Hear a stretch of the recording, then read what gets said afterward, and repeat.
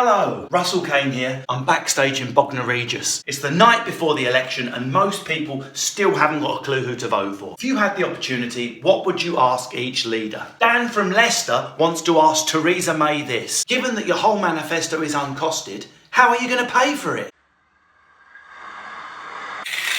Excellent question. Dan from Leicester. Mock me if you like for taking away the benefits of the disabled. Just read the Crow's policies closely. It makes sense. I will pay for the NHS. I will feed the poor with the disabled.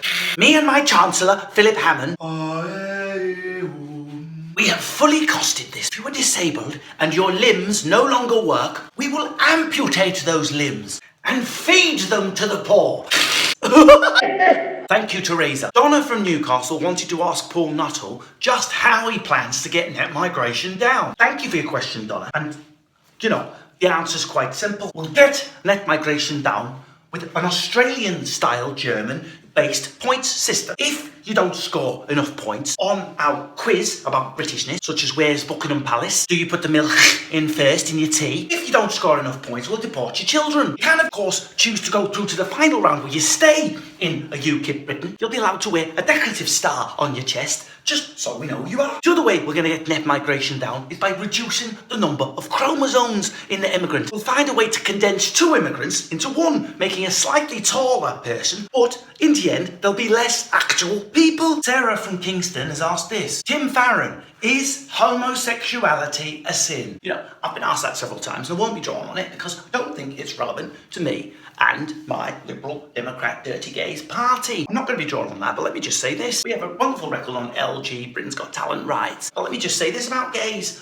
There is an opportunity to make money here, money for the country, by charging dirty gays who will die in purgatory and sin forever in the eyes of our Lord. We will charge them for gay conversion therapy. And the money raised on that therapy, we can then use to put back into schools to educate our children to be straight and normal and not gays, who, when the eyes of the Lord look upon them, will dissolve like a pillar of salt, like in Sodom and Gomorrah. Colin MacLeod from Orkney wants to ask Nicola Sturgeon this. Aren't you just obsessed with the second referendum? I utterly reject the notion that I'm obsessed with the second referendum. My only goal is for Scotland to control her own fate and that the imperial will of the Englishman to impose prima nocta on all Scottish girls and to take their maidenhead on the night before their wedding be abolished. The Green Party, Scott Norbury from Enfield, wanted to ask you this. Why are you being so soft on immigration? The fact of the matter is this country needs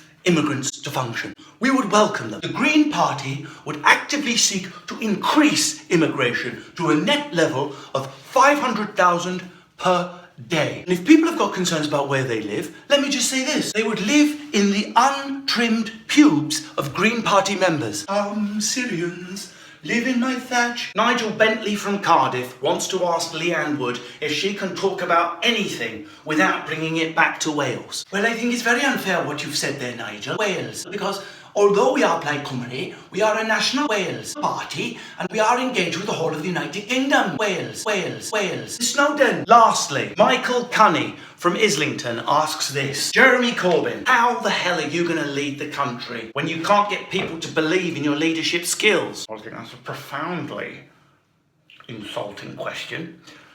It's not important how forceful someone's personality is, as long as their ideas and their policies are relevant. I mean, look at me now. You want to hear more. I could pick up the phone to any world leader now and tell them exactly what I think, and they're going to listen, because I am the motherfucker. It's important to engage with everyone, even your worst enemy. Only the other day, I had severe food poisoning.